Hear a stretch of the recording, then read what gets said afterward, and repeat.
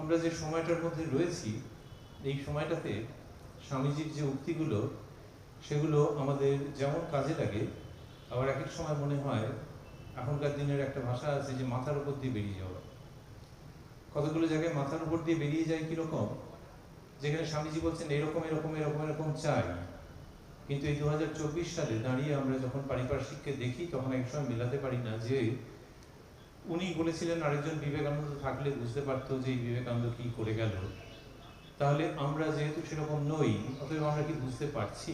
বা তিনি যেগুলো বলছেন সেগুলো সেই ছেলে সেই মেয়ে বুঝবে যার কিনা বিবেকানন্দের মতো মনোভাব, কিন্তু যার কিনা বয়স বেশি, যার ওই স্বামীজির মতো ভাব ভাবনা নয়, তার কাছে ওইগুলো এক এক সময় শ্রাত শ্রাত করে বেরিয়ে যায়, হয়তো মাথার উপর দিয়ে বেরিয়ে চলে গেল যে এটা নিয়ে আমার জীবনে আমি কি করব। রাজনীতির দিকে যদি আমরা তাকাই, রাজনীতি নিয়ে আলোচনা করবো কি করবো না, উত্তর হচ্ছে না এবং হ্যাঁ। হ্যাঁটা কেন সেটা বলি। হ্যাঁটা এই জন্যই যে স্বামী বিবেকানন্দ যে পত্রিকার প্রবর্তন করেছেন, উদ্বোধন পত্রিকা, একটু আগে তার নাম হয়েছিল, সেই উদ্বোধন পত্রিকার যে প্রথম পৃষ্ঠা, প্রথম প্রচ্ছদ, একেবারে হাতে নিলেই একদম উপরে যা দেখতে পাওয়া যাবে, তাতে বাঁদিকের কোণে খুব সুন্দর করে ত্রিকোণাকৃতিভাবে ছোট ছোট ছোট ছোট করে সব লেখা ছিল যে এই পত্রিকার মধ্যে কি থাকবে, এবং তার মধ্যে পরিষ্কারভাবে লেখা ছিল রাজনীতি, ধর্ম, অর্থনীতি, সমাজ, এর সঙ্গে রাজনীতি লেখা ছিল। তাহলে স্বামীজি রাজনীতি চেয়েছেন মানে কি আমরা এরকম এখন যেরকম ভোট ইত্যাদি এরকম রাজনীতি বলি সেরকম চেয়েছেন জানি না, কিন্তু রাজনীতি কথাটা লেখা ছিল। এই দিক থেকে হচ্ছে হ্যাঁ, আর না কোন দিক থেকে না, এই জন্যে যে স্বামী বিবেকানন্দ বলেছিলেন যে মঠ এবং মিশন প্রত্যক্ষ রাজনীতির থেকে দূরে থাকবে।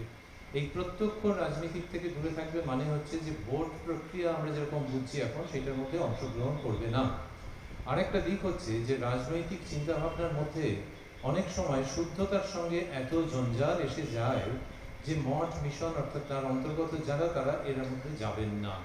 তাহলে প্রত্যক্ষ রাজনীতি থেকে দূরে না থেকে সে সমাজ সম্পর্কে সচেতন থাকবে। আমাদের অনেক সময় হয়ে যায় কি, বিশেষ করে পুরুষ মানুষদের মধ্যে, তারা অনেক সময় ভাবেন যে আচ্ছা প্রত্যক্ষ রাজনীতির, ঠিক আছে প্রত্যক্ষ রাজনীতির মধ্যে আমি থাকছি না, বা কেউ হয়তো ভোট দিলেন না, কিন্তু সারাদিনে 24 ঘন্টার মধ্যে 18.5 ঘন্টায় বিভিন্ন রাজনৈতিক দল নিয়ে আলোচনা করলেন, কে দাঁড়াবে, কে হারবে, কোথায় কোন তদন্তে কি গতি প্রকৃতি। সুতরাং প্রত্যক্ষ রাজনীতির মধ্যে অংশগ্রহণ না করেও বহু মানুষকে পাওয়া যাবে যারা প্রত্যক্ষভাবে দিনের অনেকগুলো সময়, অনেকগুলো ঘন্টা অপব্যয় করে দিয়েছেন রাজনীতির পেছনে। তাই প্রত্যক্ষ রাজনীতি নয়, অথচ উদ্বোধন পত্রিকার একদম ওপরে লেখা রয়েছে রাজনীতি। এই ব্যাপারটি আমরা যেটা বুঝি সেটা হচ্ছে যে প্রত্যক্ষ রাজনীতির মধ্যে যে কুৎসা থাকে, যে ক্ষুদ্রতা থাকে, যে দলাদলি থাকে, সেইগুলোকে বাদ দাও, কিন্তু রাজনীতি মানে নীতির মধ্যে যেটা শ্রেষ্ঠ সেই জায়গাতে এসো। যে আমি যদি তোমাদেরকে চালাবার অধিকার প্রাপ্ত হই, কেউ যদি বলে যে আপনার আন্ডারে এই কয়েকজন নারী পুরুষ এরা রয়েছে, এদের খাওয়া দাওয়া, ভালো থাকা, শিক্ষা, স্বাস্থ্য, এই ব্যাপারগুলো আপনিই ঠিক করুন। এই যে ঠিক করুন কোন পদ্ধতিতে ঠিক হবে সেটাকেই বলা হচ্ছে রাজনীতি। সমস্ত নীতির মধ্যে শ্রেষ্ঠ, যেখানে আমি সবচেয়ে বেশি সংখ্যক নরনারীর সবচেয়ে বেশি কল্যাণ করবার চেষ্টা করব। একসঙ্গে সকলের কল্যাণ করা সম্ভব নয়, কোনোদিন হয় না, কিন্তু সবচেয়ে বেশি সংখ্যক নরনারী, তাদের সবচেয়ে বেশি কল্যাণ করবার চেষ্টা করব। তার জন্যে কাউকে আমি পুরস্কার দেবো, কাউকে আমি বকবো, শাস্তি বিধান করব, কিন্তু আমি নিজেকে আলাদা রেখে, যে আমি ব্যক্তিটা যেন গুরুত্ব না পায় সেইভাবে মানুষের সর্বাধিক কল্যাণ করবার চেষ্টা করব। এটাই হচ্ছে রাজনীতি। এবং স্বামীজি সেই রাজনীতির কথা ডাইনে বাঁয়ে সামনে পেছনে বিভিন্ন সময় বলেছেন। তিনি যা বলছেন সেটি হচ্ছে যে ওই রাজনীতি, যে রাজনীতিকে অন্যভাবে ইংলিশে বলা হয়েছে অ্যাপ্লাইড এথিক্স, যে আমাদের যে নীতি, ন্যায় নৈতিকতা যা বলা আছে, যে সদা সত্য কথা বলিবে, এটা অ্যাপ্লাই করা যাবে তো? একজন প্রধানমন্ত্রী পারবেন তো? বর্তমান প্রধানমন্ত্রী ছেড়ে দিন, বর্তমান মুখ্যমন্ত্রী ছেড়ে দিন, এই দেশ ছেড়ে দিন, অন্য দেশ, অন্য প্রধানমন্ত্রী, অন্য মুখ্যমন্ত্রী সদা সত্য কথা বলিবেন, এটা পারবে তো? তাহলে সে দেশ চালাতে পারবে, রাজ্য চালাতে পারবে? উত্তর হচ্ছে যে না, একটু কম্প্রোমাইজ বলে, তাহলে বলো না, কি পরিষ্কার করে বলো। এই যেটা বলতে যাচ্ছে সেটাই হচ্ছে সত্যিকারের নীতির কথা, রাজনীতি, যেখানে কিনা তাকে কিছুটা হলেও কম্প্রোমাইজ করতে হচ্ছে। বলা হয় যে গয়নাগাটি একেবারে খাঁটি সোনায় হয় না, একটু তার মধ্যে খাদ দিতে হয়, নাহলে হয় না। সেইটা দিয়ে যেটা, কিন্তু তার মানে খাদটা যদি আবার বেশি হয়ে যায় তখন আর গয়নার কোনো মূল্য থাকবে না। তেমনি তোমার যদি কম্প্রোমাইজ বেশি হয়ে যায় তাহলে হবে না, কিন্তু আইডিয়ালকে ধরে তুমি বাস্তবে তুমি মুখ্যমন্ত্রী হিসেবে, তুমি প্রধানমন্ত্রী হিসেবে, তুমি ব্যুরোক্র্যাট হিসেবে কীরকমভাবে চালাচ্ছ, এটা অবশ্যই রাজনীতির বিষয়বস্তু।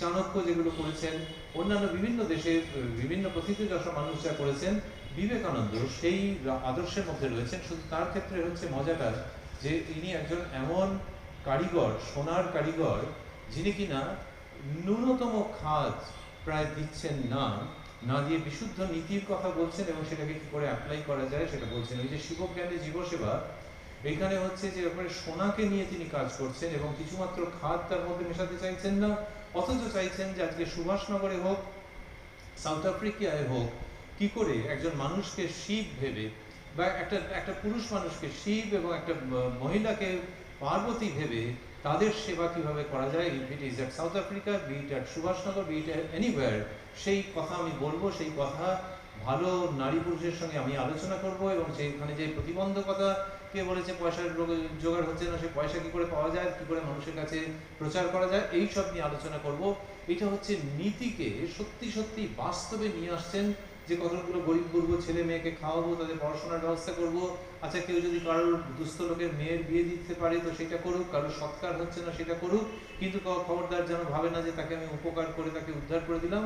তার মধ্যে হরপার্বতীকে দেখে তাই যদি করতে পারি তাহলে সেটাই হচ্ছে সবচেয়ে সার্থক, তাতে তার তো উপকার হবে, আমারও একেবারে পরমার্থ লাভের রাস্তা খুলে যাবে। এই যে স্বামী বিবেকানন্দ দেখাচ্ছেন, দিস ইজ রাজনীতি অ্যাট ইটস বেস্ট। রাজনীতি অ্যাট ইটস বেস্ট, সেটাকে মাথায় রেখে যদি আবারও আমরা বর্তমান কালে চলে আসি, আমরা যে রাজনীতিকে দেখতে পাচ্ছি এবং তার মধ্যে যে নানান রকমের আঁকবাক দেখতে পাচ্ছি, আজকের সন্ধ্যেবেলায় সেই কথাগুলো আপনাদের সামনে একটুখানি পরিবেশন করতে চাইছি। কারণ নারী পুরুষ সকলের জীবনে এটা কোনো না কোনোভাবে এসে উপস্থিত হচ্ছে। হয়তো পুরুষ মানুষেরা একটু বেশি চিন্তা করেন, কিন্তু যারা মহিলা মায়েরা, বোনেরা, তারাও ভোটের লাইনে দাঁড়িয়ে ভোট দেন, তারাও ভাবেন যে নির্বাচনে আমার একটা অধিকার আছে। অনেকে হাসে, বলে অধিকার আর তোমার কি বাবা, সেজে গুজে যাচ্ছ, গিয়ে লাইনে দাঁড়াচ্ছ, কিন্তু ওই 3-4টে লোকের মধ্যে তোমায় নির্বাচন করতে হবে। তোমাকে যদি এমনি বলা হতো যে 3-4টের কাউকে কি পছন্দ, তুমি বলতে কাউকেই পছন্দ হবে, কিন্তু তোমাকে গিয়ে বোতাম টিপতে হবে এবং একটা আলো টালো জ্বলে উঠবে। সুতরাং এর যে স্বাধীনতা এবং এই যে নির্বাচনের প্রক্রিয়া, এর খুব সীমিত একটা নির্বাচনের প্রক্রিয়া, যে আমরা কজন আছি, এবার আপনি সেজে গুজে আসুন, এসে নির্বাচন করুন যে আমাদের মধ্যে কাকে আপনার পছন্দ। আরে বাবা, কাউকেই পছন্দ নয়, যদি বলতে পারতাম তাহলে সেটাই হয়তো বলতাম। তো সেইখান থেকে ওই রকম একটা অবস্থার মধ্যে দিয়ে, কিন্তু তার মধ্যে দিয়ে আমাদের চলতে হয়। কেননা আমরা অন্যান্য দেশের যদি নাম উল্লেখ নাও করি, তাহলে দেখছি যে সেখানে যে গণতন্ত্রের অভাবে রাত্রের ঘুম কিভাবে চলে যায়। আমাদের দেশে গণতন্ত্র আছে বলে আমরা বলছি যে হ্যাঁ, আচ্ছা এই সাউন্ডটার মধ্যে কি একটা যেন একটা এফেক্ট আসছে, একটা মেটালিক কিরকম যেন হচ্ছে, আপনারা যদি একটু অ্যাডজাস্ট করার উপায় থাকে একটু দেখবেন। তো আমাদের যখন একটা কিরকম মেটালিক কিরকম একটা খিচখিচ খিচখিচ একটা আসছে মনে হচ্ছে, ও পাখার জন্য, হ্যাঁ হ্যাঁ হ্যাঁ, ঠিক ঠিক ঠিক। স্যার আপনাদের এমনি অসুবিধা হচ্ছে না তো?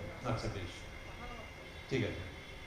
তো আমাদের এই যে যদি অন্য দেশের কথা ভাবি, রাত্রের ঘুম চলে যাচ্ছে কিরকম, যে যখন কেউ একটা পথ থেকে সরে যাচ্ছেন এবং সেই মিছিল সাংঘাতিক রকমের, তারপরে সেই আগুন এবং তারপরে সেই হত্যা, কে করছে কারা করছে জানি না, কিন্তু সেখানে গণতন্ত্র কোথায়, গণতন্ত্র কোথায়, সেখানে যেন সন্তানহারা মায়ের মতো সেই দেশ চিৎকার করছে যে গণতন্ত্র কবে প্রতিষ্ঠিত হবে, যে একটা কোনো দল সরকারে আসুক, যে দলই আসুক না কেন, শান্তি ফিরুক, জিনিসপত্রের দাম কমুক ইত্যাদি। আর আমাদের দেশে যেখানে কিনা চায়ের দোকানে বসেও একজন রাজ্যের, একজন দেশের প্রধানের সমালোচনা করতে পারি আমরা, সেই সমালোচনার মধ্যে অনেক সময় হালকামও থাকে, কিন্তু এই যে সমালোচনা করতে পারি মানে সত্যি সত্যি স্বাধীনতা আছে, গণতন্ত্র আছে, তার সঙ্গে সঙ্গে তাকে পুলিশে ধরে নিয়ে যাচ্ছে না, সে বিভিন্ন রাজনৈতিক দলের সঙ্গে সমালোচনা করছে, তারপর বাড়ি গিয়ে নিশ্চিন্তে খাচ্ছে যাচ্ছে, রাত্রিবেলায় ঘুমিয়ে পড়ছে। এর মধ্যে গণতন্ত্র কিন্তু আমাদেরকে রক্ষা করছে।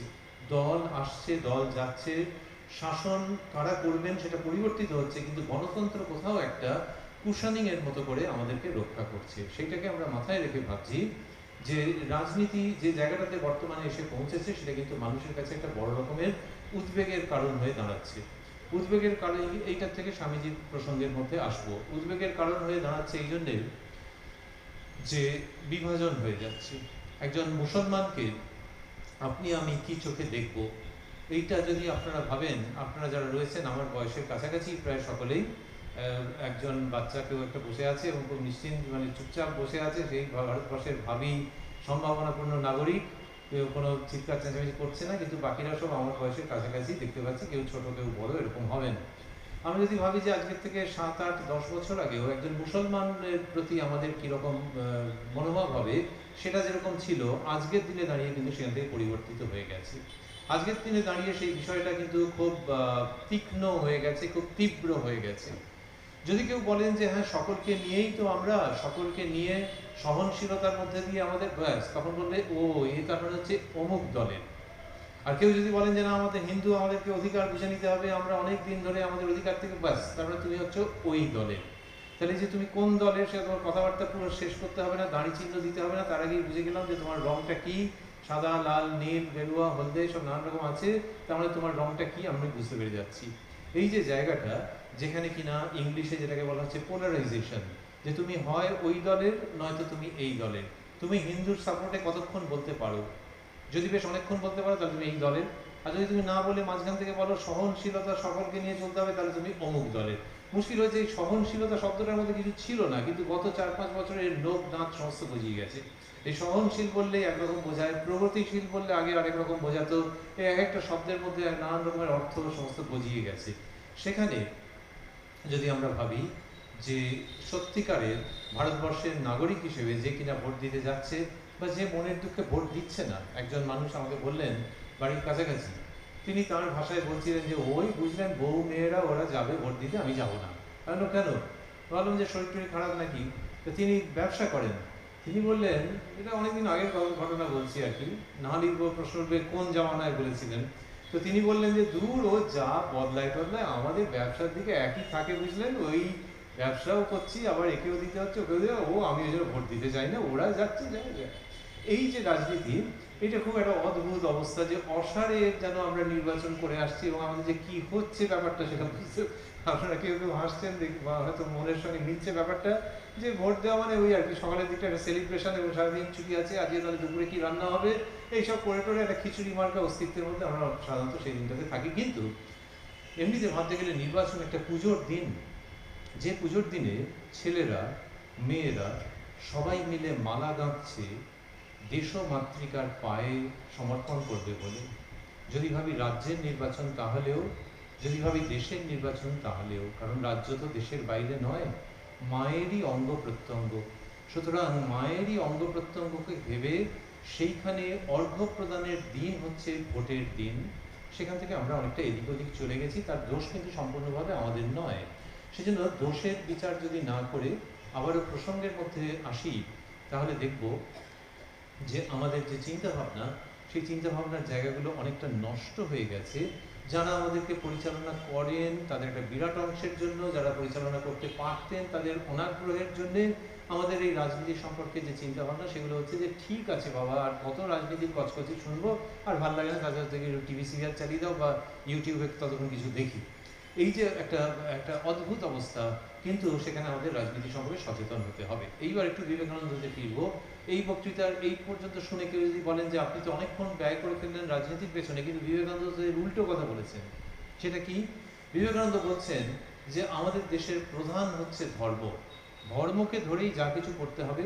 কোনো কোনো দেশের আছে যে তাদের দেশের হচ্ছে ব্যবসা বাণিজ্যটাই প্রধান, কোনো কোনো দেশের সামরিক শক্তিটাই প্রধান, সেটা দিয়েই তারা সবকিছু বোঝে। কিন্তু আমাদের দেশের হচ্ছে ধর্মই প্রধান, ধর্মকে দিয়ে সবকিছু করতে হবে। আর কেউ যদি ভাবেন যে ধর্মকে বাদ দিয়ে অন্য কিছুকে দেশের প্রধান বিষয়বস্তু করবেন, তাহলে খুব সাংঘাতিক এই দেশের মৃত্যু হবে। স্বামী বিবেকানন্দ এরকম বলেছেন যে গঙ্গাকে কেউ যদি ভাবেন যে আমি এমন একটা কায়দা করবো যে গঙ্গা আবার পাহাড়ে ফিরে যাবে, তাহলে নদীটার মৃত্যু হবে। তেমনি এই দেশের যদি তুমি ধর্মের জায়গায় অন্য কিছুকে করতে যাও, প্রধান যদি তার লুক আউট করতে চাও, তাহলে কিন্তু এই দেশের যে প্রাণ শক্তি সেটা শেষ হয়ে যাবে। তাহলে এই বক্তা এত রাজনীতির কথা বলছেন কেন? স্বামী বিবেকানন্দ যে ধর্মের কথা বলছেন, সেই ধর্মটা মানে হচ্ছে যে যেটা কিনা মানুষ বুকে হাত দিয়ে বলতে পারে, তার ক্লাস 1-এর বিদ্যেও যদি না থাকে, প্রাইমারিতে হয়তো কদিন গেছে, কিন্তু সে বুকে হাত দিয়ে যদি বলতে পারে যে তার বউ বাচ্চার জন্যে, তার পাড়ার লোকেদের জন্যে, অসুস্থ লোকের জন্য সে যা করেছে, অন্তত সে অন্যায় কিছু করেনি, এইটাই হচ্ছে ধর্ম। সে তার যদি প্রাইমারিতে পড়া থাকে বা তার যদি পিএইচডি করা থাকে, কিন্তু যদি সে দিনান্তে বলতে পারে যে তোমরা যাই বলো না কেন আমাকে, আমার ভেতরে যিনি আছেন আর ওই আকাশে যিনি আছেন তিনি জানেন যে আমি অন্তত কারোর ক্ষতি করবো বলে কিছু করিনি, এটি হচ্ছে ধর্ম, যেটা কিনা মর্মের কথা। এইবার সেটা কারুর বাড়িতে কালী মা পুজো পান, কারুর বাড়িতে রাধাকৃষ্ণ পুজো পান, সেগুলো আলাদা।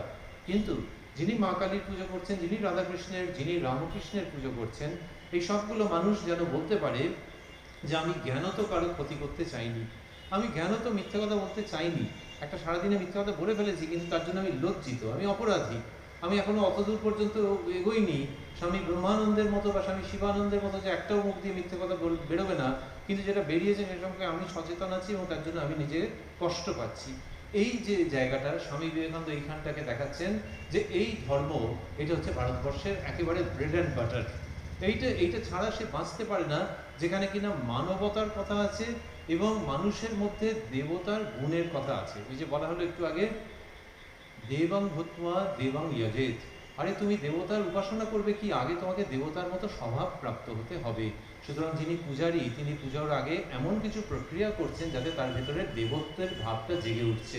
তিনি হয়তো একটা অফিসে চাকরি করেন, একটা বাইকে করে এসছেন, লক্ষ্মী পুজো করে দিয়ে চলে যাবেন আবার, কিন্তু যখন পুজো করছেন তখন তার ভেতরের দেবত্বকে জাগিয়ে তুলছেন।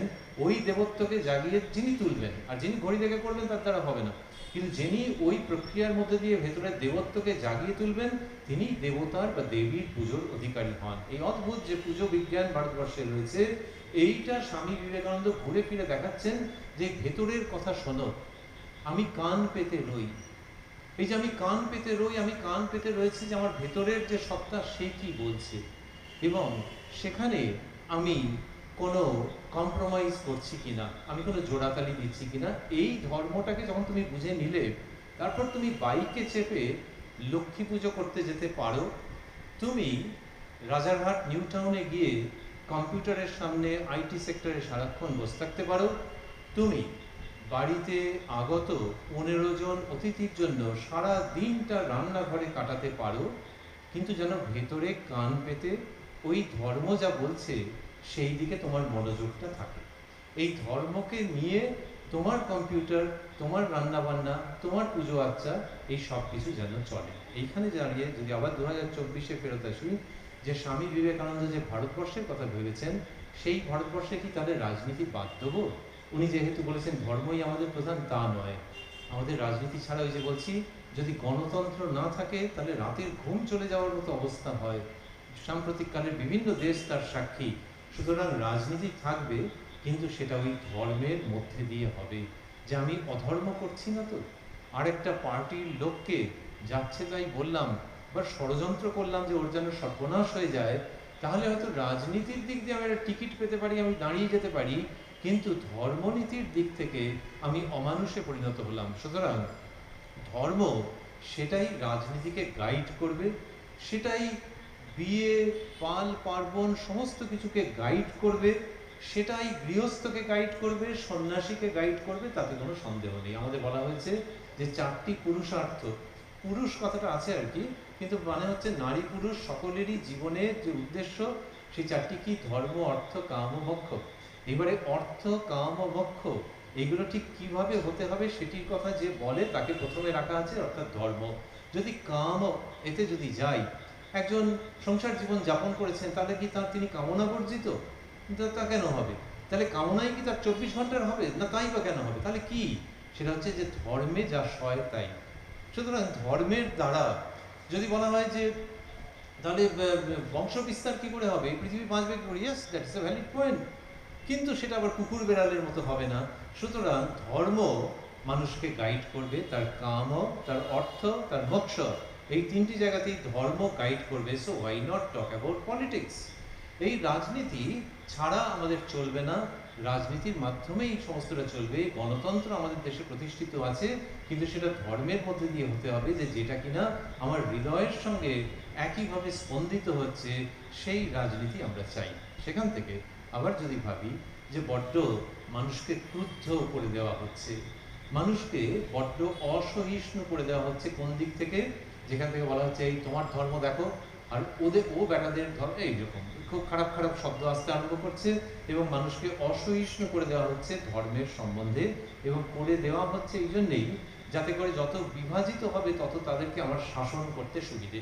এই যে সকলে বসে আছেন, এরা বসে আছেন একটা ভালো কথা শুনবার জন্যে, কিন্তু যদি ভগবান না করুন এদেরকে আমি বিভাজিত করে দিতে পারি, তাহলে দেখা যাবে উভয় পক্ষই এসে আমাকে বোঝাচ্ছে যে দেখুন আমি ঠিক, ও খুব বদমাইশ। উনিও এসে বোঝাচ্ছেন ব্যাস আমার খুব দাম বেড়ে গেল, এরা একত্রিত থাকলে আমার অতটা কিছু কদর ছিল না। কিন্তু যেই বিভাজিত করে দেবো, 10টা দলে যেই বিভাজিত করে দেবো, সকলে নিজের ঝগড়াঝাঁটি নিয়ে আমার কাছে আসবে, অথবা আমার গুরুত্ব বেড়ে যাবে। এই বিভাজনের যে জায়গাটা, সেটা শিক্ষাক্ষেত্রে হোক, অন্য ক্ষেত্রে হোক, এবং বিশেষ ক্ষেত্রে রাজনীতির ক্ষেত্রে যত বিভাজিত করে দেওয়া হবে তত মানুষের শক্তি কমে যাবে। বিভাজিত হয়ে গেলে কি হবে, নিজেদের মধ্যে ঝগড়াঝাঁটিতে তার শক্তি অপচিত হয়ে যাবে, শক্তির অপচয় হবে।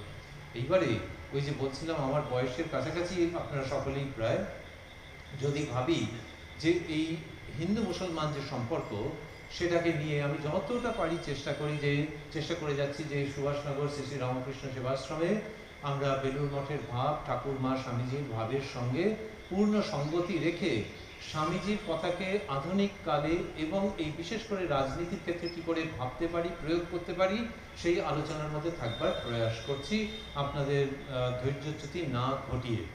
আমরা যদি ভাবি যে আচ্ছা কেউ যদি হিন্দু হয়, তাহলে সে হিন্দু নিজেকে বলতে গর্ববোধ করবে কি করবে না? এখন যদি কেউ বলে গর্ববোধ করবে, তখন দেখা যাবে যে রাজনৈতিক দলগুলোর মধ্যে একদল হাততালি দিয়ে উঠবে, আরেক দল বলবে দূর মাইক বন্ধ করে দে, পাখা বন্ধ করে দে, অনেক হয়েছে।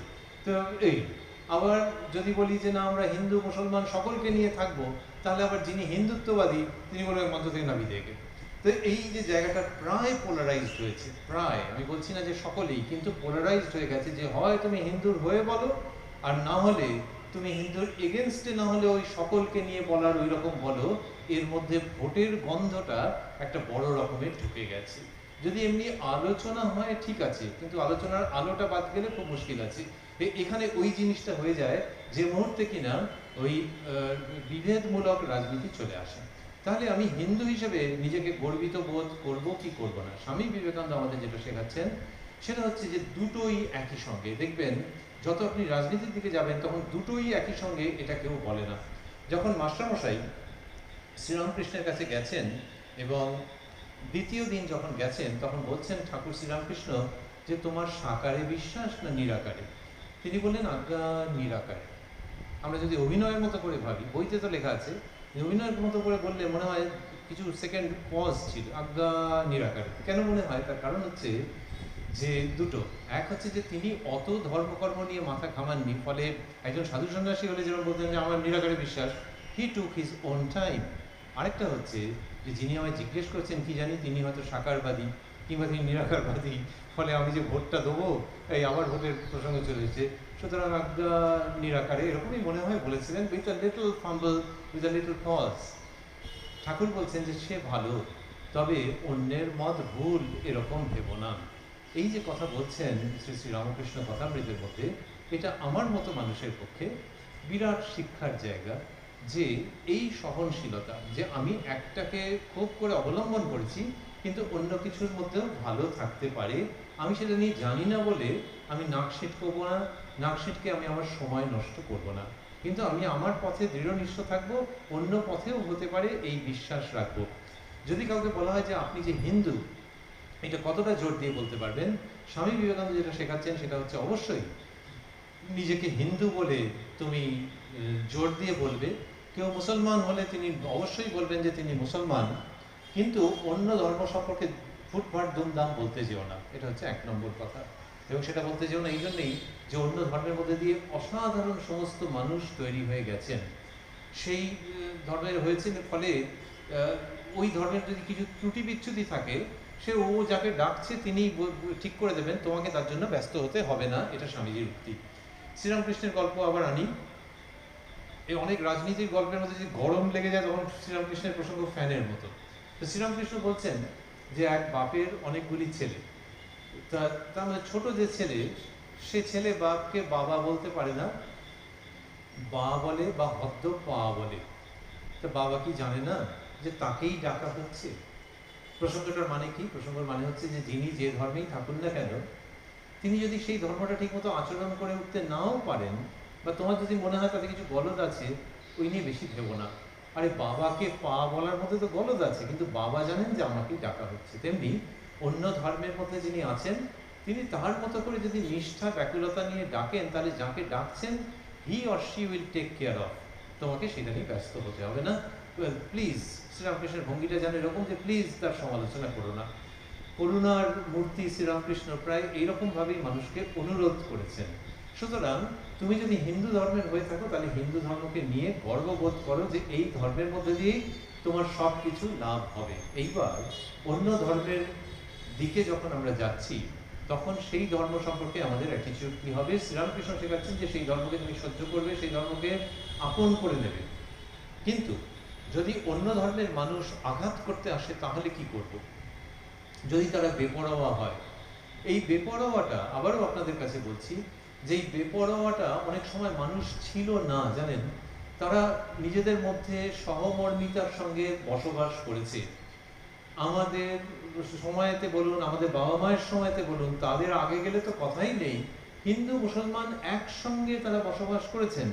কোনো কোনো বাড়িতে হয়তো বড়জোর বলেছি যে তোর মুসলমান বন্ধু আছে, কিছু অসুবিধা নেই, ওদের বাড়ি যাস টাস, মিষ্টি টিষ্টি খেলে দিলে খাস, তবে আর অন্য ওইগুলো আর খাস, এরকম বলেছি। তো সে তো হবেই যে ঠিক আছে এই পর্যন্ত তুমি করো। এখন মানুষের মুশকিল হয়েছে, সমস্তটা ঘেঁটে গেছে। মুসলিম মানুষ সম্পর্কে অনেক সময় একটা প্রচন্ড রকমের একটা কিরকম কিরকম ভাব যেন চলে এসছে, যে তারা একদিকে আমরা একদিকে। এদিকে সপ্তাহে একদিন সেই দোকানের বিরিয়ানি খেলে না খেলে চলবেই না, যে দোকানে অন্তত হিন্দুরা ওটা করেননি। তো এইরকম যে অবস্থা, সেখানে আমাদের একটা খিচুড়ি মতো একটা অস্তিত্ব হয়ে গেছে, যে কোনখানে আমরা যাচ্ছি সেটা বুঝতে পারি না। কিন্তু যদি ভাবি যে হিন্দু তার নিজের জায়গাটার সম্পর্কে যেমন গর্ববোধ করবেন, তেমনি অন্য ধর্মকে সহ্য করবেন, কিন্তু তার মানে এই নয় যে অন্য ধর্ম তোমাকে অ্যাটাক করতে আসবে। যদি কেউ অ্যাটাক করতে আসে, তাহলে তোমাকে নিজেকে রক্ষা করতে হবে। ব্রহ্মচারী এবং সাপের গল্প, যেখানে শ্রীরামকৃষ্ণ বলছেন যে ব্রহ্মচারী জীব যখন এসে দেখলেন যে সাপটা একেবারে তার বতর চূর্ণ হয়ে গেছে, কথামৃতের ভাষা, তখন তাকে জিজ্ঞেস করে যখন জানলেন, সে বললেন যে হ্যাঁ, রাখালরা আমার অবস্থা জানে না, তো আমাকে ধরে এরকম আছাড় মেরেছিল। তখন বললেন এই তুই তো ভারী বোকা, তোকে আমি বিষ কামড়াতে বারণ করেছিলাম, বিষ ঢালতে বারণ করেছিলাম, ফোঁস করতে তো বারণ করিনি, তাহলে যে ফোঁস করবি। কিন্তু সেই গল্পেই শ্রীরামকৃষ্ণ বলছেন যে ফোঁস করতে হয় কিন্তু বিষ ঢালতে নেই। কি সুন্দর একটা লক্ষণ রেখা দেখিয়ে দিচ্ছেন, যে যখন তোমাকে আক্রমণ করতে আসছে কোনোভাবে, তোমার অস্তিত্ব বিপন্ন হয়ে যাচ্ছে, তখনও কি তুমি সহনশীল এই ছাতার নিচে দাঁড়িয়ে থাকবে? না, তখন তুমি প্রতিরোধ করবে। কিন্তু শ্রীরামকৃষ্ণের মহত্ব, শ্রীরামকৃষ্ণের শ্রেষ্ঠত্ব এখানে যে তিনি লক্ষণ রেখা টানতে জানেন এবং টেনে দিয়েছেন। তিনি বলেছেন যে বিষ ঢেলো না, তাহলে আমি প্রতিবাদ করব, কিন্তু আমি তার ক্ষতি চাইব না, আমি তাকে অভিসম্পাদ দেবো না, আমি শুধু নিজেকে প্রোটেক্ট করবার জন্য যতটুকুনি গর্জে উঠতে হয় ততটুকুনি করবো, কিন্তু কামড়ে দেবো না, বিষ ঢালবো না। এইটা শ্রীরামকৃষ্ণ যে দেখাচ্ছেন, এটা একটা অসাধারণ জায়গা। এটাকে আমাদের বুঝে নিতে হবে বাস্তব ক্ষেত্রে, যে ঠিক কতটা আমরা যাব, কতটা যাব না। ওই যে বিষ ঢালবো না, এটা কিন্তু আমাদের জীবনে আমরা অনেক সময় করে ফেলি, যে যেখানে কিনা অল্প একটু প্রতিবাদ করলেই হতো, সেখানে হয়তো পুরুষ মানুষের কথা বলছি, যে হয়তো দিল দুঘা, না মানলেও চলতো, কিন্তু সে করে ফেলেছে। এটা হচ্ছে শ্রীরামকৃষ্ণের বাণীকে বেশি রকমের নিয়ে ফেলেছে। উনি ফোঁস করতে বলেছিলেন, ফোঁস ফোঁস করে যাচ্ছে সারাক্ষণ ধরে, এইরকম করে একটা মানে অতিরিক্ত রকমের ওভারডোজ হয়ে গেছে। তো যখন আমরা রাজনীতির ক্ষেত্রে আসছি, তখন দেখছি যে আমরা কি করব, যে অন্য ধর্মকে আমরা সহ্য করব, এইটা মনে রেখে যে অন্য ধর্মের মধ্যেও অসাধারণ মানুষ আছেন, এবং সেই ধর্মের সম্ভাবনা রয়েছে, কারণ জগৎ কারণ যিনি, তিনিই ওই সব ধর্ম সৃষ্টি করেছেন। কিন্তু অন্য ধর্মের লোক যদি আমাকে খুব ক্ষতি করবার চেষ্টা করে, তাহলে আমি ভাববো না যে একে দেখে নেব বা এর শেষ হয়ে যাক। ভারতবর্ষের মহত্ব স্বামী বিবেকানন্দ যেভাবে দেখাচ্ছেন, সেটা হচ্ছে যে একটা নিয়মের মধ্যে আসতে হবে, তার জন্য আমার যতটা প্রতিবাদ করতে হয় ততটুকু প্রতিবাদ করতে হবে। আমার কথা আপনাদের কতটা খারাপ ভালো লাগছে জানি না, যদি খারাপ লেগে থাকে আরেকটু খারাপ লাগবে যদি বলি যে আমরা অন্য ধর্মের অনেক রকমের সমালোচনা করি। কেউ কেউ একসময় বলেন যে দেখলে বাইকটা নিয়ে কিরকমভাবে বেরিয়ে গেল, এর কারণটা জানো, বাকিটা আপনাদের বলার দরকার লাগে না আপনাদের কাছে। এইরকম আমরা যদি ভাবি যে অন্য ধর্মের মধ্যে অতিরিক্ত সব আছে, আমাদের হিন্দু ধর্মে কি নেই? আমরা যখন এই যে দুর্গাপুজো আসন্ন, আরো কত রকম পুজোর সময় আমরা যখন যে বিসর্জনের সময় যখন যাচ্ছে, যেভাবে আমরা রাস্তা ব্লক করি, এবং যেরকম অবস্থাটা মানুষের থাকে, সে তো তখন নিজে দু পায়ে ভর দিয়ে দাঁড়াতে পারছে না, এরকম প্রচুর ছেলে এবং কিছু মেয়েও পাওয়া যাবে। এটা কি ধর্ম? এবং পেছনে হয়তো একটা অ্যাম্বুলেন্স, সে হুটার বাজিয়ে বাজিয়ে ক্লান্ত হয়ে পড়েছে, বা দু একজন গিয়ে তাকে হুমকি দিয়েছে, এক্ষুনি তুই হুটার বন্ধ কর। হুটার বন্ধ করা মানে ভেতরে যিনি আছেন তার শ্বাস প্রশ্বাসও বন্ধ হয়ে যাবে। কিন্তু ওখানে নাকি মা দুর্গার বিসর্জনের মিছিল চলছে। তাহলে সেটা হিন্দু হিসেবে কি আমরা খুব গর্ববোধ করব? স্বামী বিবেকানন্দ বলেছেন যে যেখানে কিনা এই ধর্মটা মানুষের মহত্বের কথা এত উচ্চ স্বরে বলে, ঠিক সেই ধর্মই আবার এত নির্মমভাবে গরিব মানুষের গলায় পা দিয়ে দোলে দেয় যে সেটা অবর্ণনীয়। স্বামী বিবেকানন্দ বলছেন যে একই ধর্ম, তাহলে হিন্দু ধর্ম ভালো না খারাপ? তিনি দেখাচ্ছেন যে হিন্দু ধর্ম আসলে ভালো, কিন্তু তারপর সেই ধর্মের মধ্যে কিছু দুষ্ট লোক এমন এমন জিনিস যোগ করেছে যেগুলো কিনা অন্য লোকের বোঝার ক্ষমতা নেই। সে বলেছে এই বেদের মধ্যে আছে ব্রাহ্মণের অজস্র বিবাহ হতে পারে। এখন সে বেদের মধ্যে কোথায় আছে কেউ জিজ্ঞেস করে দেখেন, বা কেউ হয়তো একটা কিছু লিখে ওটাকে প্রচার করেছে যে এটা অমুক পুরাণ, বলে নাও কলেজ স্ট্রিটে বিক্রি হচ্ছে। আরে ওটা ওটা ওটা সত্যিকারের পুরাণ নয়, এখনকার ভাষায় বলতে গেলে ফেক, এবং সেটাকে ভাইরাল করেছে। এটাকেই সংস্কৃতে বলা হচ্ছে প্রক্ষেপ। তো এই প্রক্ষিপ্ত হয়েছে, এই যে জিনিসটা করা হচ্ছে, এর ফলে হিন্দু ধর্মের মধ্যে অনেক ডালপালা গজিয়ে গেছে, সেটা আসল গাছের অংশ নয়। স্বামী বিবেকানন্দ যে এসেছেন, তিনি ওই ডালপালাগুলোকে কেটে আসল বৃক্ষটাকে বুঝতে শিখিয়েছেন। আবার একটু back to the fan air, back to Ramakrishna Paramahamsa, যিনি কাশীপুরে স্বামী বিবেকানন্দকে বলছেন যে তোকে তোর ছায়ায় এসে কত মানুষ আশ্রয় পাবে, তোকে একটা বট বৃক্ষের মতো, আমি ভেবেছিলাম কোথাও একটা বট বৃক্ষের মতো হবি, তা নয় তুই শুধু নিজের মুক্তির কথা বলছিস। তো এই যে শ্রীরামকৃষ্ণের বলা, এটার মধ্যে একটু বকুনি আছে, কিন্তু আসলে যেটা আসে সেটা হচ্ছে বকুনি নয়, সেটা হচ্ছে আশীর্বাদ, যে বাবা তুই একটা বটবৃক্ষই হবি। এবং যদি ভাবেন যে স্বামী বিবেকানন্দ একটি বটবৃক্ষ, বটবৃক্ষ ভাবতে খুব সুন্দর, আর এইমাত্র বলছিলাম যে কিছু ডালপালা আর্টিফিশিয়ালি যোগ করে দেওয়া আছে, ওই বামুনের বিয়ে, এই শূদ্রের এইসব অধিকার নেই, অমুক তুসুক, স্বামীজি সেই ডালপালাগুলোকে ছেঁটে দিয়ে আসল বটবৃক্ষকে চিনিয়েছেন, যে বটবৃক্ষের নাম বিবেকানন্দও বটে, যে বটবৃক্ষের নাম ভারতবর্ষও বটে। এই সত্যিকারের ভারতবর্ষকে তিনি চেনাচ্ছেন এবং বলছেন যে ওই হিন্দু ধর্মের মধ্যে অনেক গোলমাল আছে, সুতরাং আমি যদি আমার ধর্মের গোলমালগুলো সম্পর্কে সচেতন থাকি, তাহলে আমি একজন সচেতন নাগরিক হলাম, এবং তখন অন্য ধর্মের দিকে যখন তাকাবো, তখন আমি একজন যথার্থ মানুষ হয়ে সেই ধর্মকে বিচার করতে পারবো। কেউ যদি বলেন যে হিন্দু ধর্ম তার মানে ভালোই মন্দই মিশিয়ে বলো মন্দই নাকি? জাহাজে করে স্বামী বিবেকানন্দ যাচ্ছেন, তখন দুজন মিশনারি, এখন মিশনারিদের মধ্যে অত্যন্ত ভালো লোক ছিলেন ডেভিড হেয়ার, তার জন্য কত মেয়ের পড়াশোনা সম্ভব হয়েছে, কত ছেলের পড়াশোনা সম্ভব হয়েছে, আবার কিছু মহা বদমাস মিশনারি ছিলেন। জাহাজের ডেকে দুজন মিশনারি, তারা স্বামী বিবেকানন্দের সঙ্গে কথা বলছিলেন এবং কথাবার্তা খুব নাইস হচ্ছিল। তখন স্বামীজিও হিন্দু ধর্ম, এই যেমন আপনাদের কাছে যেগুলো বলছি, স্বামীজি তো এই লাইনটা দেখিয়ে গেছেন, তিনিও হিন্দু ধর্মের সম্পর্কে, যে হিন্দু ধর্মেরও কতগুলো গলদ আছে, কতগুলো সীমাবদ্ধতা আছে, এরকম একটুখানি যখন বলেছেন, এত ভদ্র তিনি, যে হ্যাঁ চলো আমাদের ধর্মের মধ্যেও এই এই জিনিসগুলো প্রবেশ করেছে, এটা যখন বলেছেন, তখন সেই দুজন উভয় তারা কি বুঝলো, তারা একেবারে গলা ফাটিয়ে হিন্দু ধর্মের নিন্দে করতে আরম্ভ করেছে। স্বামী বিবেকানন্দের জীবনীতে এই ঘটনাটি আছে। যেই স্বামীজি দেখলেন যেহেতু উদ্দেশ্য খারাপ, আমি যখন একটু সীমাবদ্ধতার কথা বলেছি, আমি কি দুর্বল বলে বলেছি? আমি কি তোমার প্রশংসা পাওয়ার জন্য বলেছি? আমি কি তোমার কাছে বড় হব বলে আমার নিজের ধর্মকে খাটো করে তোমাদের কাছে ডলার কামানোর জন্য বলেছি? যখন তিনি দেখলেন, তখন তিনি রুদ্রমূর্তি ধারণ করলেন এবং ওনার অ্যাথলিটের মতো বডি, উনি বললেন যে আর একটু কথা বাড়িয়েছেন কি, একবারে এখান থেকে তুলে নিয়ে জলে ফেলে দেবো। এবং তখন ওখানে সমুদ্রের উপরে জাহাজ যাচ্ছে, সেইটা বলাতে ওই দুজন মিশনারি কেঁচো হয়ে গেলেন এবং আমতা আমতা করে, না আমরা ঠিক মানে সেরকম বলতে চাইনি, এই বলে প্রসঙ্গের অবসান ঘটালেন। 2024-এ দাঁড়িয়ে আমরা এই জায়গাটাকে পেতে চাইছি যে আমার ধর্ম সম্পর্কে আমি গর্বিত থাকব, আমার ধর্মের যে সীমাবদ্ধতা সেটা আমি মাইকে যত না বলবো, তার থেকে বেশি আমি চেষ্টা করব যে আমার পরিচিত জনেদের মধ্যে থেকে আলোচনার মাধ্যমে সেই সীমাবদ্ধতা থেকে বেরিয়ে আসা।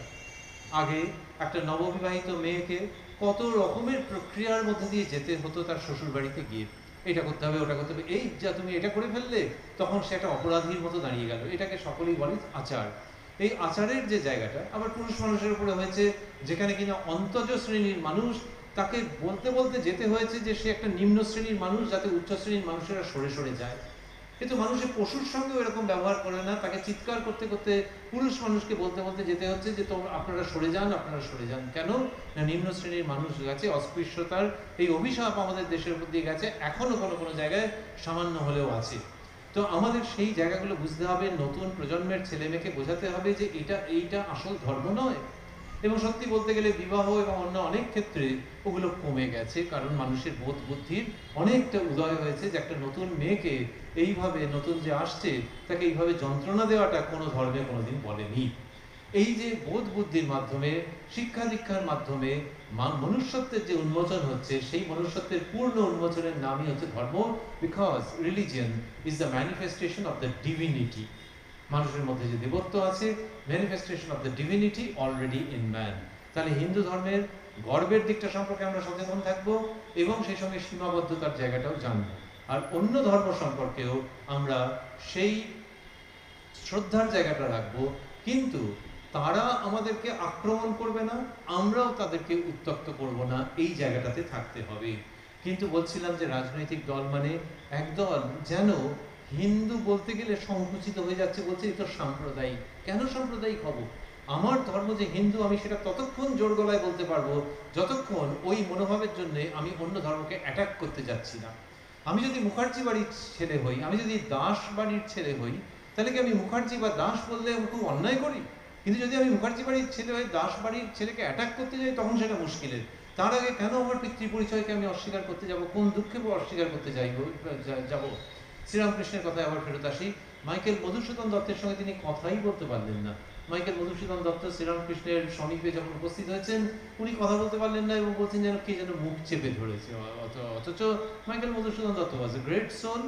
অসুবিধাটা কোথায়? উনি নিজে বলেননি ঠিক মতো, কিন্তু ওর কাছের যারা তারা বলেছেন যে ওই যে মাইকেল নিজের ধর্ম ত্যাগ করেছেন, হিন্দু ধর্ম ত্যাগ করে খ্রিস্টানিটি নিয়েছেন, যে নিজের ধর্ম কেন ত্যাগ করবে? আলমবাজার থেকে কত মুসলমান মানুষ শ্রীরামকৃষ্ণের কাছে এসেছেন, খ্রিস্টীয় ধর্মীয় মানুষ এসেছেন, ব্রাহ্ম সমাজের লোকজন এসেছেন, তাদের মধ্যে কেউ কেউ নিরাকারে বিশ্বাস করেন, ওই সাকার দেবদেবী মানেনই না। এদের সকলের সঙ্গে শ্রীরামকৃষ্ণ ঘর করেছেন বলা যেতে পারে। কি আনন্দপূর্ণ ব্যবহার তাদের সঙ্গে করেছেন। এবং তার বক্তব্য ওই যে মুসলমান কেন হিন্দু হতে যাবে, হিন্দু কেন মুসলমান হতে যাবে? প্রত্যেক ধর্মের মধ্যেই সত্য আছে এবং সেই সত্যকে অবলম্বন করে তাকে চলতে হবে। অতএব আমরা যখন চাইব যে এই ভারতবর্ষকে যখন আমরা এই দৃষ্টিতে দেখব যে রাজনীতি মানে এই জায়গাটা হতে হবে, তখন খুব চমৎকার সোজা কথায় বলতে গেলে যে ভারতবর্ষের একটা আইন আছে। যদি ভাবি যে ভারতবর্ষকে প্রণাম করবার মন্ত্র কি, এখন আপনারা দেখবেন যে নানান রকমের মন্ত্র থাকে। তো এখন ভারতবর্ষকে প্রণাম করবার একটা মন্ত্র হচ্ছে জনগণ মন অধিনায়ক। এটা নিশ্চয়ই ভারতবর্ষকে প্রণাম করবার মন্ত্র। আরেকটি ভারতবর্ষকে প্রণাম করবার মন্ত্র খুব দীর্ঘ, সেটা হচ্ছে ভারতবর্ষের সংবিধান। ভারতবর্ষের সংবিধান হচ্ছে ভারত মাতাকে প্রণাম করবার মন্ত্র। এই ভারত মাতা বললে আবার একটা জলের কথা মনে পড়ে যাবে, এমন গোলমেলে জায়গায় আমরা দাঁড়িয়েছি। কিন্তু ভারতবর্ষ আমাদের মা। দল আসবে যাবে, কিন্তু ভারতবর্ষ আমাদের মা। সেই মাকে প্রণাম করবার অন্যতম জায়গা হচ্ছে ভারতবর্ষীয় সংবিধান। যে সংবিধানকে যদি আমরা মেনে চলি, তাহলে কিন্তু ভারতবর্ষের পুজো করা হয়। যদি অন্য ধর্মের মানুষ সেই সংবিধানকে লঙ্ঘন করেন কোনো কারণে, তাহলে হচ্ছে যে না, ভারতবর্ষে যখন আছো তখন ভারতবর্ষের সংবিধানকে তোমার মেনে চলতে হবে। এর জন্য দরকার হলে ফোঁস করতে হবে আমাদের। আমরা সাধারণ মানুষ যারা যারা আইনের মধ্যে আছেন, যারা রাজ্য চালাচ্ছেন, যারা দেশ চালাচ্ছেন, তাদের ফোঁস করতে হবে যে হ্যাঁ, এই ভারতবর্ষের সংবিধানকে তোমার মেনে চলতে হবে। তেমনি মাকে সিঁদুর মাখিয়েছেন, ঠিক আছে, সন্দেশ খাইয়েছেন, ঠিক আছে, কিন্তু তারপর ম্যাটাডোর নিয়ে আর ডিজে নিয়ে পাড়ার লোকের অস্থির অবস্থা করে দিয়ে যিনি কিনা প্রসেশন করছেন, সেখানেও ভারতবর্ষের সংবিধান সেই মন্ত্রকে আমাদের মানতে হবে এবং আমাদের সংযত থাকতে হবে। এই যে পুজোর উদ্বোধন হয়, কত সময় কত মানুষকে নিয়ে গিয়ে উদ্বোধন হয়। আমি বহু বছর একটা জায়গায় গেছি, একটা গলির মধ্যে, এবং বিরাট আকারের পুজো। সেই পুজোর উদ্বোধন, এবং হয়তো গেরুয়াধারী কেউ একজন গেছেন, তারা বলেছেন যে মহারাজ আপনি এসে গেছেন। তাকে দিয়ে মানে যে প্রতিষ্ঠানেরই হন না কেন, আমি যতবার গেছি বোধহয় একটি প্রতিষ্ঠানেরই দেখেছি, আরেকবার অন্য প্রতিষ্ঠানেরও দেখেছি, তিনি ফুল দিয়ে, তিনি ধূপ দিয়ে মায়ের আরতি করেছেন। আমাকে বলছে সোমনাথবাবু এবার আপনি একটু বলুন। আলো 5 মিনিট না, 5 মিনিট না, আপনি 15 মিনিট বলুন। অ্যাঙ্কর ভদ্রলোকের হয়তো টেনশন হয়ে যাচ্ছে যে এই যে 5-এর জায়গায় 15, তাহলে ইনি এখন কতক্ষণ নেবেন আজকের অনুষ্ঠানে কি জানি, কিন্তু আমি নির্ধারিত সময়ের মধ্যেই শেষ করব। এবারে হচ্ছে যে তিনি বলেছেন যে 5 মিনিটের জায়গায় 15 মিনিট বলুন। আমার বক্তব্য খুব মনোযোগ দিয়ে শুনেছেন, খুব চমৎকার অনুষ্ঠান, কিন্তু আমি আর পরে যাইনি। কেন যাইনি? তার কারণ হচ্ছে আমি খবর পেয়েছি যে ওই যে গলির মধ্যে যে বাড়িগুলো আছে তারা অতিষ্ঠ হয়ে যায় যে উদ্বোধনের দিন হলো টলো রামকৃষ্ণ বিবেকানন্দ ভক্তিমূলক গান রবীন্দ্রসঙ্গীত সব হলো, তারপরে যে রকমভাবে বক্স বাজে এবং তাদেরকে বারণ করতে গেলে তারা যে ভাষায় কথা বলে, ও উদ্বোধন অনুষ্ঠান শুনে আমার কাজ নেই, এবং বাকি দিনগুলো আতঙ্ক। কেউ কেউ ভাবেন ওই সময়টা পাড়া ছেড়ে চলে যাব। এইখানে হিন্দু হিসেবে আমি কি আমার হিন্দু ধর্মের মর্যাদা রক্ষা করলাম? আমার সামনে যে মা, সেই মা তো ওই গলিতে যার বাড়িতে এয়ার কন্ডিশনিং নেই, সেখানে যে বৃদ্ধা গরমে ছটফট করছেন তারও মা। কিন্তু আমি শুধু এই সাজানো গুজানো মায়ের দিকে পেছন করে দাঁড়িয়ে সেলফি তুললাম আর ওই মাকে মা বলে মানলাম না। এটা অন্তত হিন্দু ধর্ম নয়। সুতরাং আমাকে হিন্দু ধর্মের কথা ভাবতে হবে, এবং যত আমি হিন্দু ধর্মের কথা ভাববো তত দেখা যাবে যে অন্য ধর্মের প্রতি আমি সত্যিকারের অর্থে সহনশীল হয়েছি, কোনো এই রকম ছুটকো ছাটকা রাজনৈতিক মন্ত্রে সহনশীল হইনি। এই সহনশীলতা আমাদের খুব দরকার। বিখ্যাত তবলা বাদক আল্লারাখা খান, তিনি একবার তবলা বাজাচ্ছেন।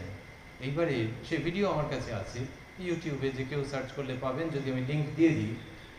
তিনি তবলা বাজাচ্ছেন আর সুপুরুষ, যিনি খুব সম্ভব আমার মনে হচ্ছে একজন ভোকাল শিল্পী ছিলেন, তিনি হিন্দু, হয় ভোকালিস্ট নয়তো ফ্লুট বাজাচ্ছিলেন, বাঁশি বাজাচ্ছিলেন বা গলায় গান গাইছিলেন, আর ইনি তবলায় সঙ্গত করছিলেন, একজন মুসলমান মায়েস্ট্রো।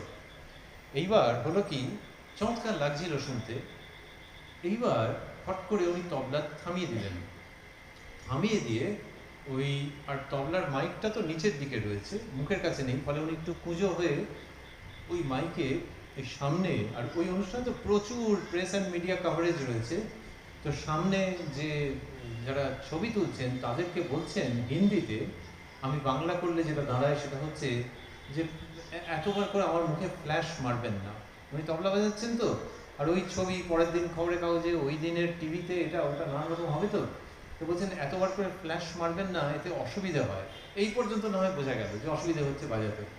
তারপরে তিনি বলছেন যে এখানে আমি শুধু বাজাতে আসিনি জানবেন, এখানে আমরা মা সরস্বতীর আরাধনা করছি, যার সম্বন্ধে বলা হয়েছে ইয়া কুন্দেন্দু তুষার হার ধাবলা। আমি যখন প্রথম শুনছি আমি চমকে উঠছি যে বলছেন কি ইনি, ইনি তো এটা বলবেন বলে এই অনুষ্ঠানে রেডি হয়ে আসেননি, বিরক্ত হয়েছেন মুখের উপরে ফ্ল্যাশ লাইট পড়ছে বলে, এবং তিনি সরস্বতীর বন্দনা বলছেন যে সেই সরস্বতীর আরাধনা করতে এসেছি, সুতরাং প্লিজ এতবার ফ্ল্যাশ মারবেন না। উনি বলেননি যে আপনারা সমস্ত অডিও ভিডিও গুটিয়ে নিয়ে বাড়ি চলে যান, তারাও তো তাদের প্রফেশনের মধ্যে আছেন, কিন্তু মা সরস্বতীর আরাধনা করছেন, অর্থাৎ ভঙ্গিটা হচ্ছে যে আপনারাও সেই আরাধনার মধ্যে ব্রতী হয়েছেন, হিন্দু মুসলমান যেই হন না কেন।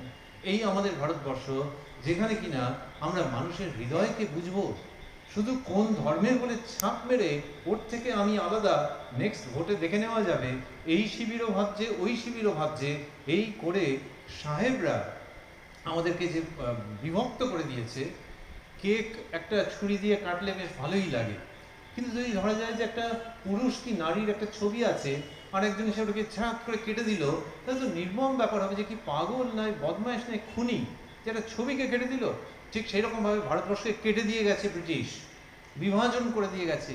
আমরা তার আগে একত্র ছিলাম, আবার এই আধুনিক কালে এসে আর এক রকমের ছুরি দিয়ে বিভাজন করার চেষ্টা হচ্ছে, যেটা আনফর্চুনেটলি বিবেকানন্দ বলেছিলেন, সেই ছুরিটা দিয়ে বিভাজন করার চেষ্টা হচ্ছে, এবং সেটা হচ্ছে ধর্মের ছুরি। এই ধর্ম হচ্ছে একটা ভীষণ পাওয়ারফুল জিনিস। বাড়িতে গ্যাস লাইটার দিয়ে আমরা জ্বালাতে পারি গ্যাস, আবার একটা কম দামি দেশলাই বাক্স, তার একটা কাঠি এই বর্ষাকালে একটু ভিজে ভিজে গেছে, তা সত্ত্বেও কয়েকবার চেষ্টা করে তা দিয়েও আমরা জ্বালাতে পারি। কি জ্বালাতে পারি? তা দিয়ে ওই গ্যাসের ওখানে গ্যাসটাকেও জ্বালাতে পারি, আবার বিশাল আকারের অগ্নিসংযোগও করতে পারি যদি বারুদ থাকে। বারুদ থাকলে ওই ভিজে দেশলাই এবং ওই বারুদ দিয়েই কিন্তু বিশাল আকারের অগ্নিসংযোগ করা যেতে পারে। ধর্ম হচ্ছে সেই জিনিস যেটা দিয়ে আমি আগুন জ্বালাতে পারি, একটা আগুন জ্বালাতে পারি যেখানে আগুনের পরশমণি সেটা দিয়ে ভেতরটাকে শুদ্ধ করে নেওয়া যায়, যাতে আমার এই দেহখানি তুলে ধরো, তোমার ওই দেবালয়ের প্রদীপ করো, সেইভাবে অন্তরকে শুদ্ধ করে দেওয়া যায় ওই ধর্মের অগ্নিতে। আর একটা হচ্ছে ধর্মের অগ্নি, যেটা কিনা ঘরে ঘরে আগুন জ্বালিয়ে দেয়। এটা হিন্দুর ঘর, এটা মুসলমানের ঘর, এটা হিন্দুর পাড়া, এটা মুসলমানের পাড়া। এই যে ধর্মকে দেখিয়ে আগুন ধরিয়ে দেওয়া হচ্ছে, আর বেশি এই 2024-এর অগাস্ট মাসে আপনাদেরকে বোঝাবার দরকার নেই, উল্লেখ করবার দরকার নেই। সুতরাং আমরা যদি সেই ভবিষ্যৎ না চাই যেখানে কিনা আবারও ওই ধর্মের নাম করে আগুন জ্বলে যাক। এমনিতে নিউজ কাভারেজ দেখতে একটা বেশ মজা আছে। এখন কেউ একটা বলল, কেউ তার পাল্টা দিল, খুব বাজে বাজে ভাষা এখন আসছে, এবং সেইখানে যখন ধর্মের ভিত্তিতে বিভাজনকে খুব উস্কে দেওয়া হচ্ছে, তখন আমরা ভাবছি people are working with dangerous material. Dangerous material মানে কাউকে যদি বলা হয় যে বাড়ি বা তুই তো এই ভিজে দেশলাই, এই সামান্য দেশলাই দিয়ে বেশ গ্যাসের ওটা জ্বালিয়ে দিতে পেরেছিস, তো এইখানটা একটু আগুন দে না, আগুন দে না। যেখানটাতে আগুন দিতে বলছে তার ভিতরে হয়তো তুলো রয়েছে, এবং সে ওখানটাতে আগুন দিল ইত্যাদি। ঠিক সেই রকমভাবে এই ধর্ম, তোমার ধর্ম তোমার ভাল লাগে না, ভাল লাগে না, এই যে আগুনটা, এই আগুনটা নিয়ে গিয়ে যখন এই ভারতবর্ষে ফেলা হচ্ছে, অলরেডি ইন্ধনটা রয়েছে যে তোমার ধর্ম ওর ধর্ম, এই করে সেইখানে যখন দেওয়া হচ্ছে তখন কিন্তু দাউ দাউ করে জ্বলে যেতে পারে। এই জায়গাতে বর্তমান ভারতবর্ষ দাঁড়িয়ে রয়েছে। সুতরাং সমস্ত ধর্মের মানুষ তাকে শ্রদ্ধাশীল হতে হবে, নিজের ধর্মের প্রতি প্রথমে শ্রদ্ধাশীল হতে হবে। যিনি মুসলমান তাকে জানতে হবে যে ইসলামের মধ্যে সবচেয়ে পাওয়ারফুল, সবচেয়ে শক্তিশালী জায়গা কোনটা রয়েছে। একজন ইসলাম ধর্মের মানুষ ব্যাখ্যা করেছিলেন অনেক বছর আগে যে দেখুন ইসলামের মানে কি আমার ভাবতে ইচ্ছে করে, তিনি বলেছিলেন। এখন সেখান থেকে জমানা কতটা বদলেছে জানি না, তিনি বলেছিলেন ISLAM, I shall love all mankind। তিনি বলেছেন যে ইসলামকে আমার এই জায়গাতে ভাবতে ইচ্ছে করে যে সমস্ত মানবতাকে আমি ভালোবাসবো। আর হিন্দু ধর্মের মধ্যে এলে, যেখানে কিনা হিন্দু ধর্ম বলেছে বসুধৈব কুটুম্বকম, তোমার বাড়িতে যদি জায়গা টায়গা থাকে আর যদি গেস্ট আসে তাহলে যেরকম তোমার আনন্দ হয়, জায়গা না থাকলে অসুবিধা হবে। কিন্তু যার তোমাদের বাড়িতে অনেক জায়গা আছে আর একটা আত্মীয় এসছে অনেকদিন বাদে, মোবাইলে কিছু বলেনি, খবর দেয়নি, কিছু বলেনি, সারপ্রাইজ, আরে কি আনন্দের ব্যাপার যে আত্মীয় এসে গেছে, ঠিক সেই রকম জানবে যে জায়গা আছে। কোথায়? বাড়িতে। আরে বাড়িতে অল্প কিছু 800 স্কোয়ার ফিটের একটা ফ্ল্যাট, কোথায় জায়গা আছে? মনের মধ্যে জায়গা আছে, মনের মধ্যে অনন্ত জায়গা আছে, এবং সেখানে জানবে পুরো জগৎকে তুমি গেস্ট হিসেবে ভাবতে পারবে। বসুধৈব কুটুম্বকম। এই ভারতবর্ষ শিখিয়েছে যে তোমার অন্তরের মধ্যে স্কোয়ার ফিটের হিসেবে তুমি কুল করতে পারবে না, এত জায়গা আছে, এবং সমগ্র জগতের সেইখানেতে ওয়েলকাম করার উপায় আছে, এবং বসুধৈব কুটুম্বকম। সুতরাং সমস্ত ধর্মকে আমরা নিয়ে চলবো, সমস্ত ধর্মকে আমরা মানবো। আর হ্যাঁ, ওই ধর্মের লোক দুষ্টুবুদ্ধি করলে আটকাবো, আমার ধর্মের লোক দুষ্টুবুদ্ধি করছে, আমি সেখানে প্রশ্রয় দিয়ে যাচ্ছি, এই প্রশ্রয় দেওয়াটা অপরাধ হচ্ছে, আমি সেইখানেও গলা তুলবো। তবে ভারতবর্ষের স্বাধীন নাগরিক হিসেবে আমরা গড়ে উঠবো। এইটা আপনাদের সঙ্গে শেয়ার করতে চাইছিলাম এই জন্যে যে বিবেকানন্দ এই ভারতবর্ষকে চেয়েছেন। আমরা বেলুড় মঠে যে যাই এবং কুমারী পুজো যে দেখি, এখন তো সুবিধে হয়ে গেছে যে কুমারী পুজো ঘরে বসে দেখা যাচ্ছে, এবং ক্যামেরা যখন জুম করছে তখন যিনি সামনে বসে আছেন তিনি যতটা ভালো দেখতে পারবেন তার থেকেও ঘরে বসে মানুষ দেখতে পাচ্ছে। কিন্তু তা সত্ত্বেও অনেকে ভাবেন যে মহাষ্টমীর দিন যতই বলো বাবা ওই গঙ্গার ধারে বেলুড় মঠে গিয়ে একটা কুমারীকে পুজো করা হচ্ছে, সে মাঝে মাঝে এদিক ওদিক তাকাচ্ছে আর হাতে পদ্মফুল, আহা ওই দৃশ্য ওটা টিভিতে বা ইউটিউবে দেখে অত শান্তি নেই। গত বছর পারিনি, বেরোতে পারিনি, কিন্তু এবছর যাবো ইত্যাদি। এই যে কুমারী পুজো এবং এর সঙ্গে এত চমৎকার একটা পরিবেশ হয়ে রয়েছে, এর সঙ্গে সঙ্গে আমরা মেলাতে চাইবো, এর বিরুদ্ধে নয়, এর সঙ্গে সঙ্গে মেলাতে চাইবো যে একটা বাচ্চা মেয়ে, একেবারে গরিবের ঘরের মেয়ে, এখানে কুমারী হিসেবে যাকে পুজো করা হয় সে কিছু বড়লোকের ঘরের মেয়ে হিসেবে থাকে না, কিন্তু যখন সাজানো হয় মা দুর্গার মতো করেই সাজানো হয়। বস্তুতপক্ষে দুর্গা পুজোর যে রীতি সেটি কুমারী পুজোয় খুব শর্টে, খুব দ্রুত করা হয়। তো কিন্তু she looks gorgeous, that small innocent child. কিন্তু the girl who was not looking gorgeous, একেবারে গরিবের ঘরের মেয়ে, সে ফ্রক পরেছিল কি পরেছিল আমি জানি না, কিন্তু গরিবের ঘরের মেয়ে, তাকে কুমারী পুজো হতে পারে। কিন্তু সেই মেয়েটার পরিচয় কি? সে কি মুখুজ্জে বাড়ির চ্যাটার্জি? শুনেছি তো ব্রাহ্মণ ঘর থেকে, না, সে মুসলমানের মেয়ে। হ্যাঁ, মুসলমানের মেয়ে এবং গরিবের ঘরের মেয়ে তাকে, এবং সেই মেয়েকে পুজো করেছেন স্বামী বিবেকানন্দ। স্বামী বিবেকানন্দ কাশ্মীরে মুসলিম মেয়েকে কুমারী রূপে পুজো করেছেন। তার কারণ এই যে কুমারী সত্তা, this cuts across the lines of religions, the demarcations of religions. যে একটা কুমারী খ্রিস্টান আদর্শে আছে যে দ্য হোলি ভার্জিন, যে কুমারী মাতা, যে তিনি কুমারী আবার তিনি সন্তানেরও জননী, কি অপূর্ব যেন একটা কামভাব বিবর্জিত মাতৃভাবে পরিপূর্ণ একটা অদ্ভুত রকমের কনসেপ্ট। সুতরাং কুমারী সত্তার জয় জয়কার সমগ্র পৃথিবীতে। তাহলে বিবাহিত মানুষ খারাপ নাকি? তা নয়, কিন্তু কুমারী ভাবটাকে একটা আলাদা রকমভাবে সমগ্র পৃথিবীতে দেখা হয়েছে। স্বামী বিবেকানন্দ দেখেছেন যে আমাদের হিন্দু ধর্মের মধ্যে কুমারীকে যে পুজো করবার যে টেকনিকটা আছে, এটা দারুণ ব্যাপার। আমি আমার মোবাইল ফোনটা নিয়ে বেলুড় মঠেও যেতে পারি, আবার পার্ক স্ট্রিটে যেখানে হুল্লোড় হচ্ছে আর উল্টো পাল্টা কাণ্ড হচ্ছে সেখানেও যেতে পারি। তো সেটা মোবাইল ফোনের দোষ নয়। আমি ছবি তুলতে পারি, বেলুড় মঠে গিয়েও তুলতে পারি, আবার 25শে ডিসেম্বর ক্লাবে পার্টিতে হুল্লোড়ের ছবি তুলতেও পারি। আমি কি করব আমার উপর নির্ভর করছে। উনি পকেটে ওই হিন্দু ধর্মটাকে বা হৃদয়ে হিন্দু ধর্মটাকে নিয়ে ওই মুসলমান মাঝির মেয়েকে পুজো করেছেন। সুতরাং how I use this instrument, এই ধর্ম যেটা আমি পাচ্ছি বাবা মায়ের কাছ থেকে পাচ্ছি, রামকৃষ্ণ পরমহংসের কাছ থেকে পাচ্ছি, মা শারদার কাছ থেকে পাচ্ছি, সেই ইনস্ট্রুমেন্টটাকে নিয়ে আমি যেমন বেলুড় মঠেও থাকতে পারি, তেমনি আমি কাশ্মীরে ওই মুসলমান মাঝির মেয়েটাকে আমি পুজো করতে পারি কুমারী রূপে। এই যে অদ্ভুত উদ্ভাস, এই যে অদ্ভুত জাগরণ স্বামী বিবেকানন্দের মধ্যে দিয়ে আমরা পাচ্ছি।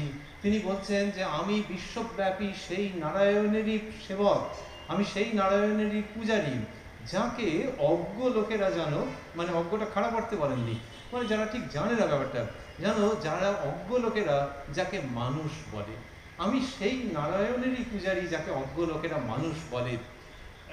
and the worshipper of that God who by the ignorant is called man। তার মানে হচ্ছে এই যে ওই যে বলছে যে বেটা ছেলে, মেয়ে ছেলে, নারী, পুরুষ, আচ্ছা ফর্সা, কালো, হিন্দু, এই ও পার্সি, জৈন, ভারতের, এই সমস্ত কি এগুলো মানুষ ভেবে এইসব করা হচ্ছে।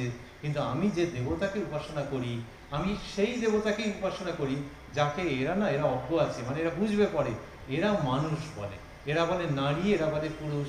আমি দেখি তার মধ্যে একই সত্তা এবং আমি তার পুজো করি।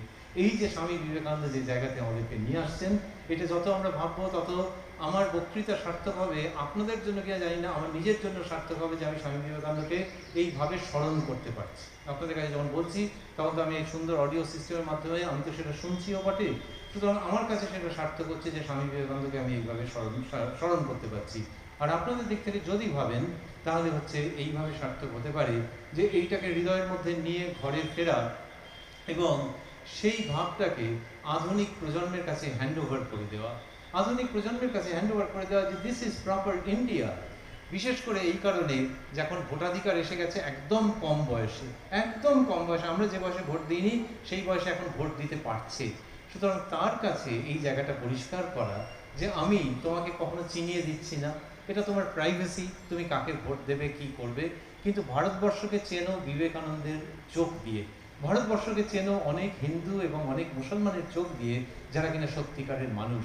ওই যে তবলার মায়েস্ট্রোর কথা বললাম, উনি কি রামকৃষ্ণ মিশনের দীক্ষিত? তা তো নন, কিন্তু তার মধ্যে সেই মনুষ্যত্ব রয়েছে যাকে দেখে বিবেকানন্দ যেন যেমন পলকে পলকে লোকে চমকে ওঠে, উনি সেরকম দেবত্বকে দেখে দেখে চমকে উঠেছেন যে মানুষের মধ্যে দেবত্ব।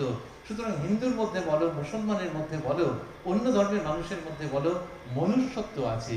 অতএব তুমি খাও দাও, লেখাপড়া করো, বন্ধু বান্ধবীদের সঙ্গে বেড়াতে যাও, তুমি ভোট দাও, তুমি তোমার ক্যারিয়ারের প্ল্যানিং করো, কিন্তু ভেতরে রেখো ওই পূর্ণ মনুষ্যত্বের আহ্বান।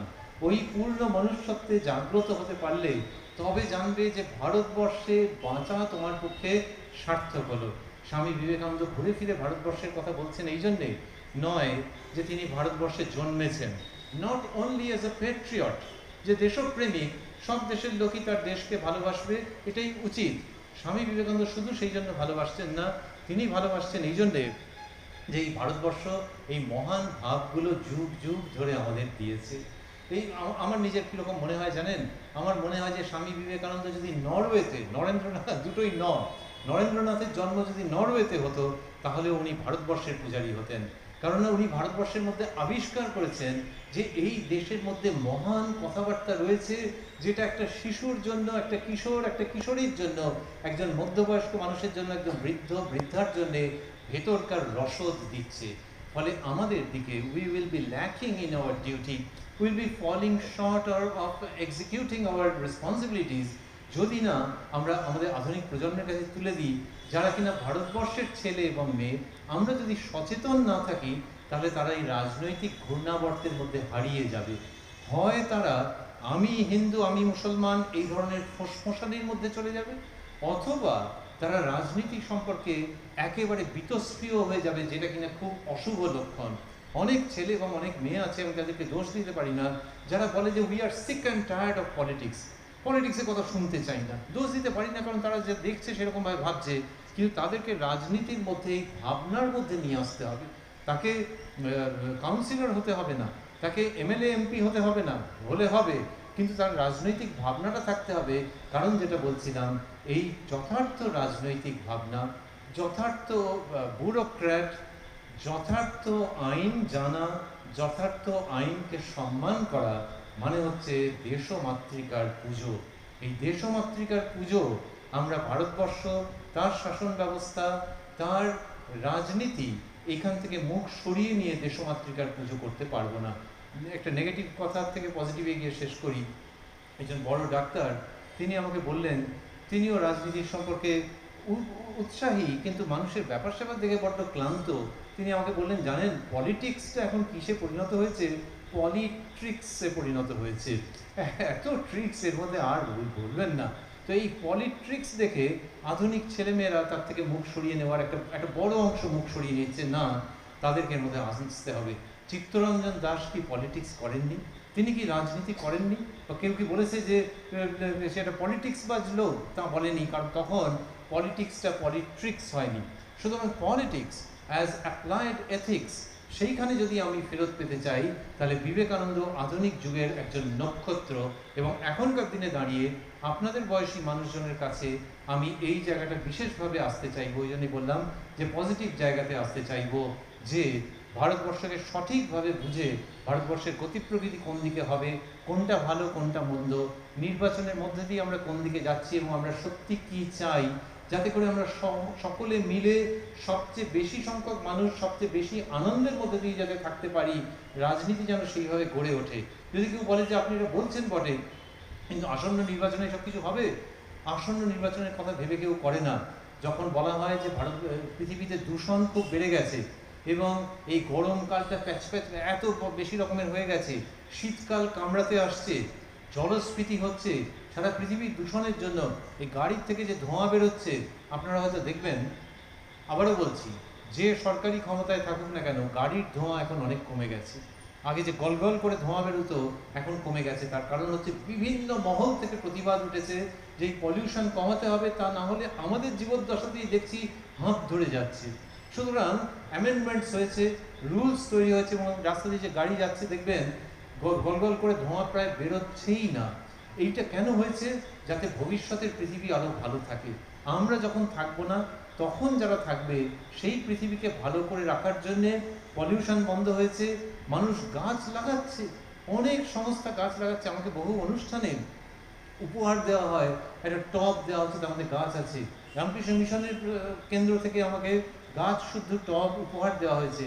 তাহলে এই একটা উপহারের দ্বারা বক্তাকে কি বিশাল কিছু করে তোলা হলো? তা নয়, এটা একটা প্রতীক, বা বক্তাকে যেন একটা শিক্ষা, যে আপনি এটাকে বাঁচিয়ে রাখুন এবং দয়া করে এরকম আরও যাতে গাছ হয় পৃথিবীতে সেই ব্যবস্থা করুন। তাহলে ভবিষ্যৎ পৃথিবীর জন্য যখন আমরা এরকমভাবে ভাবছি, তখন পলিউশন কমানোর কথা যখন ভাবছি, তখন রাজনীতি ক্ষেত্রে পলিউশন কমানোর জন্য যে গাছ লাগবে সেটা আর কিছু নয়, ওই বটবৃক্ষ, ওই বিবেকানন্দ। ধন্যবাদ।